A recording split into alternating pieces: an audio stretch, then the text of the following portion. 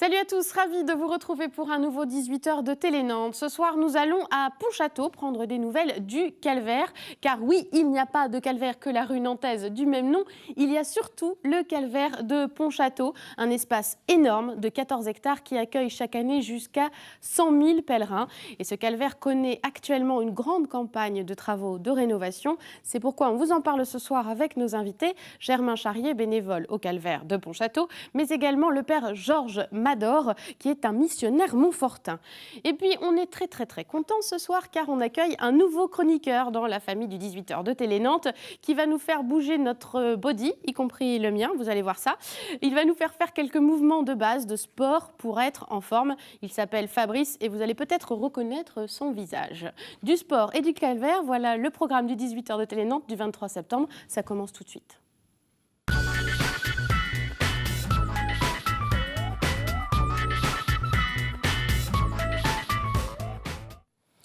Et nous allons donc à Pontchâteau avec nos invités qui nous rejoignent actuellement en plateau pour parler de ce calvaire, peut-être pas très connu des Nantais ou des Ligériens et pourtant très fréquenté. On va vous en dire plus ce soir avec nos invités, le père Georges Mador. Bonsoir. Bonsoir. Et merci d'être avec nous. Vous êtes missionnaire montfortin. On va expliquer ce que ça veut dire dans quelques instants. Et vous nous arrivez du Canada. On va l'entendre aussi. Oui, Voilà. malheureusement ou heureusement, je sais pas. On est très heureux, nous, d'entendre cet accent. Et vous venez tous les étés depuis plusieurs années au calvaire de Pontchâteau. Vous le connaissez particulièrement bien, on va voir ça. Et vous êtes avec Germain Charrier, bonsoir. Bonsoir. Qui est bénévole au calvaire de Pontchâteau et qui suit de très près toute cette campagne de travaux dont on va parler ce soir. Peut-être commencer par une présentation de ce calvaire. Je le disais, 14 hectares, donc oui. Finalement, on verra que ce n'est pas qu'un calvaire d'ailleurs. Jusqu'à 100 000 pèlerins par an, année, qui oui. en fait un des calvaires les plus fréquentés de France, le plus fréquenté de France Sans même. Sans doute, oui. Ouais. Alors, oui, qu'est-ce qu'on peut dire sur ce calvaire? Comment on le présentait? Alors, peut-être comment ça a commencé. Ouais. Ça a commencé, alors à l'époque, il y avait Louis-Marie de Montfort qui est venu à Nantes, etc. Et puis, à la fin de ses missions, il y avait comme des revivals, des temps plus intenses de ressourcement. Et à la fin, on plantait une croix. Mm-hmm. Montfort rêvait toujours d'avoir plus qu'une croix, d'avoir même un calvaire. Mm-hmm. Et il est arrivé à Pontchâteau. Et là, est-ce que la chimie a été bonne avec la population ou avec les seigneurs du lieu? Je ne sais pas. Mais les gens ont embarqué. Il a proposé l'érection d'un calvaire. Alors, comme il n'y avait à peu près pas la butte, ça prend une butte. Oui, elle était préexistante, celle-là. Elle était à peu près pas existante. Il y avait un petit truc dans le champ. Et donc, alors, il a mobilisé la population. Et vous comprenez, à l'époque, ils ont travaillé des milliers parfois. Comme on dit chez nous, à l'huile de bras, les bras... À l'huile de coude, nous. L'huile de coude. Oui, bon, mais nous, c'est plus complet. C'est ouais, le bras, le coude. Le bras au pied. Et donc, on a érigé ce calvaire, et la date, on travaillait plus qu'une année. Et le 13 septembre, on se préparait pour la grande inauguration qui se faisait le lendemain, fête de la Croix-Glorieuse. Et voilà qu'à 4 heures de l'après-midi, le 13 septembre, Montfort reçoit un pli de l'évêque, interdiction de bénir le calvaire. Donc il a failli ne pas voir le jour, ce calvaire, en définitive. Là, il était bâti. Il était là, mais voilà, il a failli être détruit, borné presque. Ben oui, alors il court à Nantes, il rencontre l'évêque, rien à faire, et finalement, il apprend quelques jours plus tard que c'est le roi Louis XIV qui exige la démolition du calvaire. Alors là, on mobilise les gens pour démolir le calvaire qu'ils avaient bâti. Mais vous comprenez, comme disait le biographe, ceux qui avaient des bras de fer pour l'ériger avaient des bras de laine pour le démolir. Donc, il y a les mollements, quoi. Il y a le mollo, voilà. Jusqu'à temps que les soldats s'en aillent. Hein? Et donc, finalement, il n'a pas été vraiment tout démoli. On le restaure une première fois. Arrive la Révolution française. On le démolit à nouveau partiellement. On brûle la chapelle qui est là. Et finalement, c'est le curé, l'abbé Gouret, qui le restaure une première fois. Arrivent les Montfortins en 1838. Et eux, le père Barré, décide de transformer ce calvaire en Terre Sainte en Bretagne. Oui. Ah oui. Alors, et ça, justement, c'est pour ça, c'est que c'est pas seulement un calvaire, c'est une terre sainte en Bretagne, Oui. et c'est-à-dire qu'on y trouve tous les épisodes de l'Évangile. De l'Évangile, Voilà. et voilà. Qu'est-ce qu'il y a concrètement Alors, qu'est-ce qu'il y a à concrètement? Pontchâteau? On arrive, il y a la petite maison de Nazareth Oui. où s'est fait, la Vierge a reçu la visite de l'ange. Un peu plus loin, la grotte de la Nativité où Jésus est né, avec une très belle statue d'un sculpteur nantais, très belle. Et puis, après ça, il y a un peu plus loin la visitation de Marie qui visite sa cousine Élisabeth, et puis il y a le Cénacle, ou le dernier repas de Jésus, etc. Et un peu plus loin, il y a la Scala Sancta, on va en parler le début de la Passion de Jésus, le tombeau de Jésus. Voilà, ce qui en fait vraiment un lieu de pèlerinage un peu complet, au-delà du simple calvaire. On découvre avec pas seulement avec les yeux, mais on découvre avec les pieds, avec tout le corps. C'est ça qui est merveilleux. Les pèlerins marchent. En général, on marche, en effet. C'est un lieu important aussi pour les Pontchâtelains que ce calvaire. C'est un lieu, oui, effectivement, c'est un lieu, c'est dans les gènes de Pontchâteau, 300 ans de représentation de ce parc, de ce site du Calvaire. C'est très important pour les Pontchâtelains, c'est toute leur histoire. Quand on pense qu'il y a eu 30 000 journées de travail de tout le territoire autour de Pontchâteau de 1894 à 1938, les gens venaient dans un rayon de 50 km pour participer, chaque commune à leur tour à la construction des chemins de croix, à la restauration. Donc, c'est vraiment c'est l'histoire. Quand on retrouve ces 30 000 journées dans des registres et les gens viennent les consulter, ils retrouvent leurs ancêtres qui faisaient des travaux, ils racontaient des histoires sur le temps, sur leurs difficultés, les femmes qui travaillaient aussi. C'était énorme. Vous perpétrez un petit peu cette tradition, en définitive, aujourd'hui, avec cette campagne de travaux, puisque ce sont toujours des bénévoles aussi qui s'occupent, parce que vous êtes bénévole au Calvaire de Pontchâteau. Il y a toujours de nombreux bénévoles qui s'occupent de ce calvaire, de le faire vivre et de l'entretenir. Voilà, donc on est à peu près 150 bénévoles dans différents secteurs, de l'entretien de bâtiments, de l'entretien d'espaces verts, de la chorale, des fleurs, et puis l'accueil. Et puis moi-même, je m'occupe d'un groupe de perspectives et communication pour se projeter dans l'avenir et réfléchir et accompagner des actions de promotion de l'Évangile. Évidemment. Mais c'est un lieu de pèlerinage, un lieu cultuel évidemment, mais c'est aussi un lieu historique, architectural. Vous faites des visites aussi en partenariat avec l'Office du tourisme de Pontchâteau, parce que ça intéresse aussi tout un chacun, même les mécréants. Des bons mécréants. Mais, non, c'est vrai, les gens viennent. Bon, on a commencé petitement. Ça fait la 2e année qu'on fait ça avec l'Office du tourisme. Et les gens viennent puis ils sont intéressés. Alors, j'essaie d'être pas trop, comme on dit au Québec, de pas trop placoter, de parler. Mais les gens posent des questions. Puis des enfants posent des questions. Et alors, ça prend minimum 1h30 en y allant d'un bon pas, là, pour faire le tour des 14 hectares. Voilà, faire découvrir des 14 hectares, voilà, ben oui. Voilà, en tout cas, on voit malgré l'intérêt des gens pour ce calvaire, malgré le travail des bénévoles, ce calvaire était en mauvais état, finalement. Donc, vous l'avez constaté, vous êtes dit, il est temps de faire quelque chose. Voilà, donc il y a des monuments comme la Scala Sancta qui ont 100 ans d'existence. L'entretien courant est fait, mais là, il fallait prendre le taureau par les cornes et faire les gros entretiens parce que si l'étanchéité des toitures n'est pas faite, si tout se dégrade derrière, c'est ce que vous voyez sur vos photos. Donc là, il y a un gros programme de restauration engagé avec la Fondation du patrimoine et on fait appel à des dons et dans les dons, donc, notamment on a des mécènes très importants et qu'on remercie. Et donc il nous reste encore un peu de travail pour boucler notre projet, mais on a déjà lancé les travaux pour... Parce que ça coûte. Alors, pour la Scala Sancta, que l'on voit, qui est finalement ce que vous faites en priorité, il y aura peut-être d'autres campagnes de travaux à venir, 250 000 € ça coûte. Voilà. Et vous avez déjà levé 200 000. 200 000. Voilà, donc c'est quand même une sacrée somme. C'est une sacrée somme en 7 mois.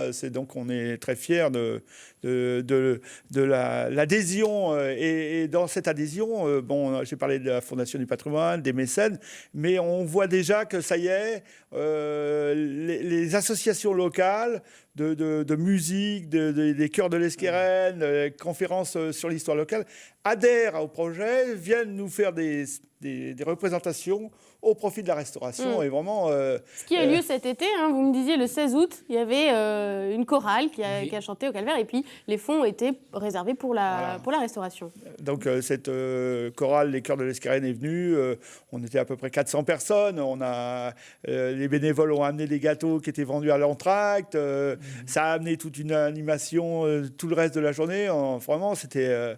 Dans le fond, on renoue avec le passé, où les gens venaient, s'impliquaient, c'était leur calvaire, et puis il faut que ça reste beau. On va voir tout de suite un reportage de notre journaliste, Émilie Plantard, qui s'est rendue sur place au calvaire de Pontchâteau. C'était la semaine dernière, mercredi dernier exactement. Il faisait grand vent ce jour-là, voire grand orage même, mais elle y est allée quand même à l'occasion d'une réunion de chantier avec l'architecte. On regarde tout de suite. La Scala Sancta est une des pièces maîtresses sur le site du calvaire de Pontchâteau. Bâtie en 1890 par un architecte nantais, elle est une relique de la Scala Sancta romaine, un bâtiment majestueux de 16 mètres de haut qui fait face au calvaire. La Scala Sancta, c'est-à-dire l'escalier saint, on représente l'escalier que Jésus a monté en allant chez Pilate. Voilà.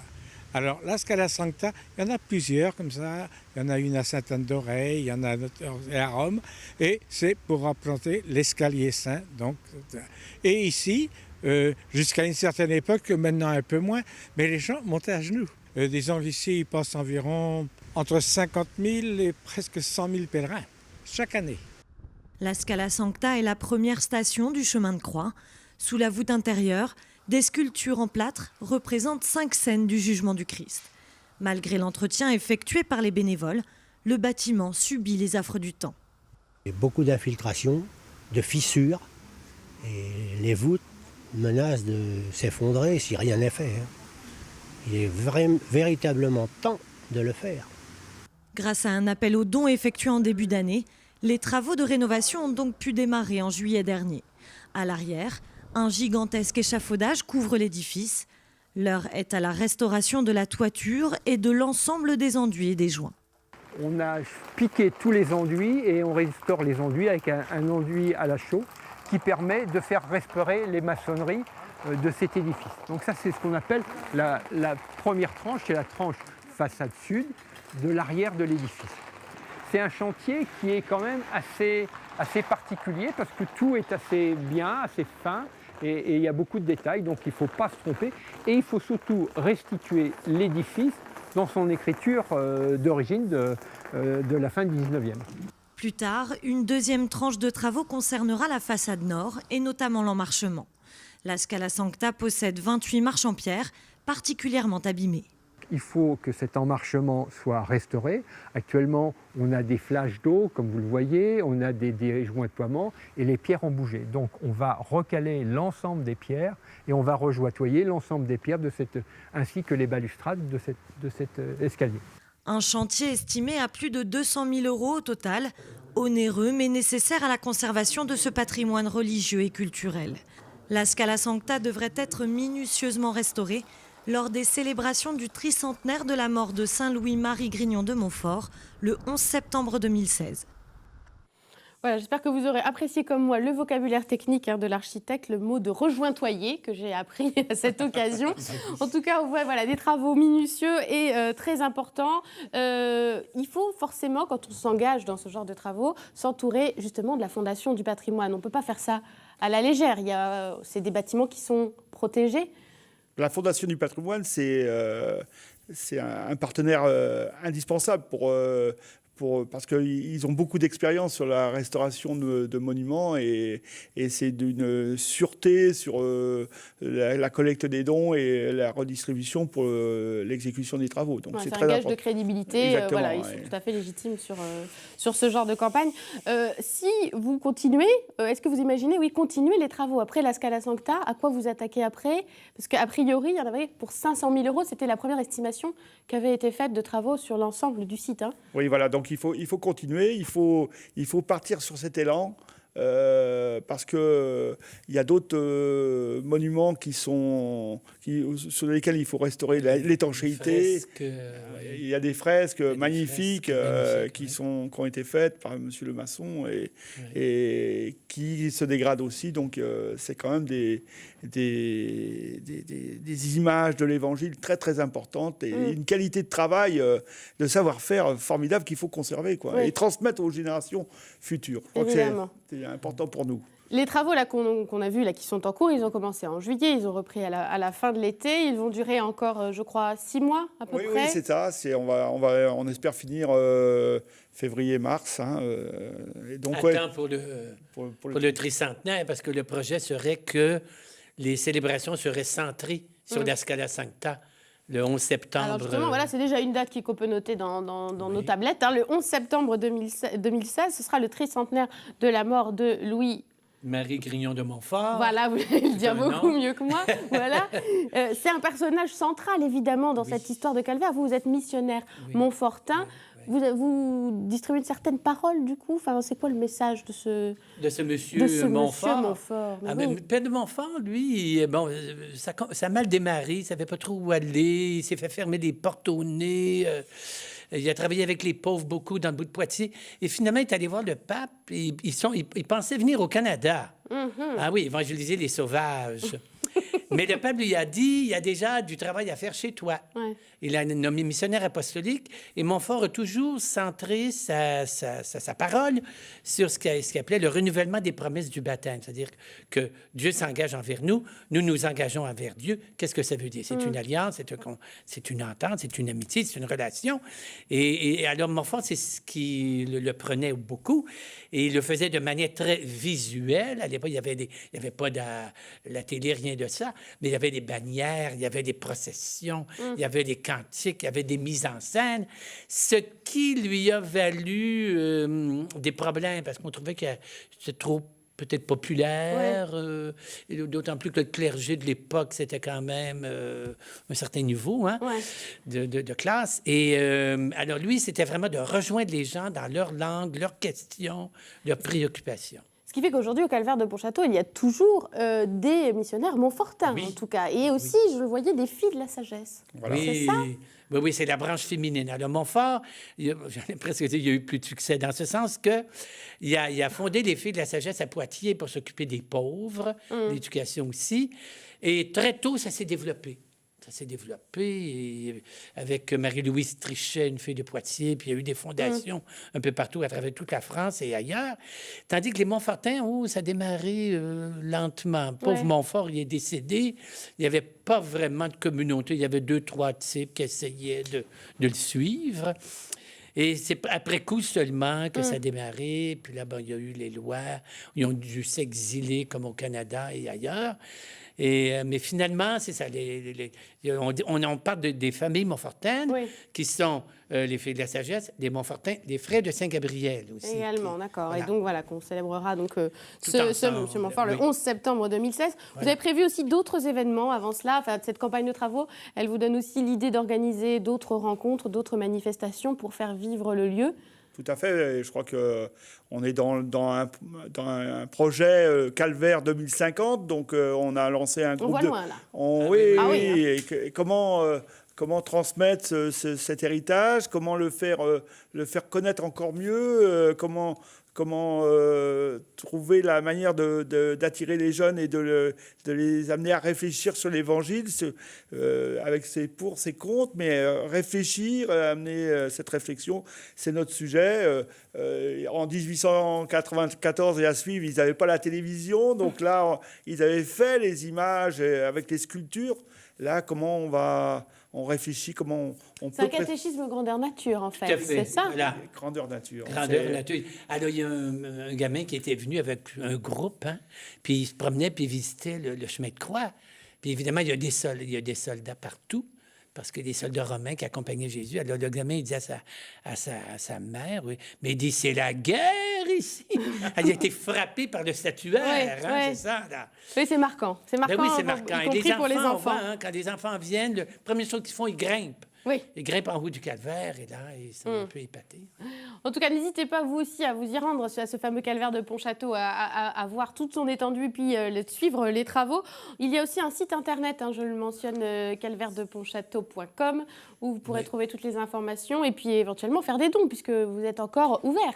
Voilà, on est ouvert pour collecter des dons et continuer la restauration et l'animation de ce calvaire pour les années futures. Notre devise, c'est pour que ça dure, c'est agir pour que ça dure. Ben voilà, c'est tout le mal qu'on vous souhaite. Merci beaucoup, Monsieur Charrier, d'avoir été avec nous, et merci aussi au Père Mador d'avoir égayé ce plateau de son charmant accent canadien. Oui. Voilà, on vous laisse regagner Pontchâteau. Merci à vous. Merci. Merci.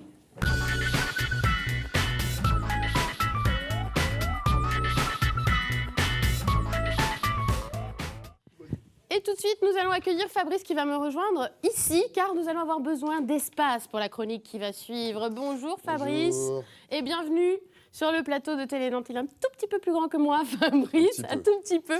On va vous présenter. D'abord, vous êtes coach sportif, c'est ça on peut dire? C'est ça, on Pour peut dire ça. présenter l'assaut Body Art Athlète de rue, c'est écrit sur le t-shirt. Alors vous l'avez peut-être déjà vu, Fabrice, soit le matin, c'est à la butte Sainte-Anne que ça se passe, soit en fin de journée du côté des Nefs, du côté du Parc des Chantiers. À 19h30. Voilà, une espèce d'entraînement collectif pour faire du sport dans la rue. On voit justement là les images de la butte Sainte-Anne avec un succès croissant, quoi. Il y a toujours de plus en plus de monde. Hein.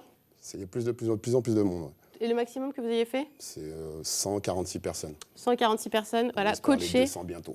Par Fabrice, et donc il rejoint le 18h de Télé Nantes pour aussi vous faire travailler chez vous. Et ici aussi sur ce plateau, on va bosser et apprendre des mouvements. D'ailleurs, j'avais dit que j'enlèverais ma veste, alors je vais l'enlever tout de suite. On ne voit pas pour l'instant. Hop, je l'enlève, je la cache. Et on va apprendre des mouvements avec vous qu'on peut faire chez soi, des mouvements simples pour garder la forme physique, quoi. C'est ça. Aujourd'hui, ce sera le burpees. Alors, on va apprendre le burpees. Voilà. Qu'est-ce que c'est le burpees? Le burpees, c'est un mouvement qui permet de travailler tout le corps. Ouais. Avec un exercice de saut, de squat et tout. C'est un mouvement très, très pertinent et très difficile. C'est un mouvement qui a à peu près une centaine d'années, qui a été créé par un docteur, le docteur Burpee. D'où son nom. Exactement. Ça veut rien dire, exactement. C'était un test d'aptitude, en fait. Et c'est devenu populaire, en fait, dans les années 40, avec l'armée qui ont pris ce mouvement pour faire un test d'aptitude, pour envoyer les gens faire la guéguerre. D'accord. Donc aujourd'hui, je vais t'apprendre à faire un burpee. C'est parti. Donc on est parti. Donc je vais te faire le mouvement à vitesse réelle. D'accord. Et après, je vais te montrer comment on fait le mouvement. Donc ça donne ça. Hop. Voilà, hyper facile, quoi. Hyper facile. Voilà. Donc, maintenant, c'est à nous deux. Ok, on y va. Donc là, on va emmener les mains au sol. Ok. Ok. On va tendre les jambes. Là, je te fais d'abord les parties modifiées, les plus simples. On ramène les jambes et on saute. Et on saute. Ok. Jusqu'ici, tout va bien? Jusqu'ici, ça va. Ok, on va corser un peu le truc. On va se ramener au sol. Cette fois, on va lancer les deux jambes simultanément. Okay. On les ramène simultanément. Ouais. Et on saute. Et on saute. Et on commence un peu à transpirer déjà. Voilà, il commence à faire un peu chaud. Et là, maintenant, on va essayer de le faire avec la pompe. D'accord. Même si tu descends pas beaucoup, c'est juste pour montrer un peu aux gens comment ça fait, ok? Donc là, on descend. On tend les jambes. Petite pompe. On ramène. Et on saute. Je pense que c'est bien, j'ai bien fait de mettre le décolleté aujourd'hui. Jusqu'ici, tout va bien? Ouais, ça va. Donc voilà, on a fait un burpee. Après, c'est un mouvement qu'on peut décliner à plein de sauces. On peut mettre des objets devant, faire le burpee, passer par-dessus, les faire en sautant, en reverse. Il paraît que c'est un mouvement qu'on fait aussi en entraînement, des fois pour des sports co, des choses comme des sports collectifs. C'est un mouvement qui permet de sécher. Ouais. Et du coup, qui travaille bien les abdos, les pecs. Parce qu'on mouille quand même, mais on sèche aussi. C'est clair. Permet de travailler les jambes et tout. C'est un mouvement qui est vraiment pertinent et un des meilleurs mouvements pour moi. Ouais. Le plus difficile à répéter en boucle et tout, c'est pas évident, quoi. D'accord.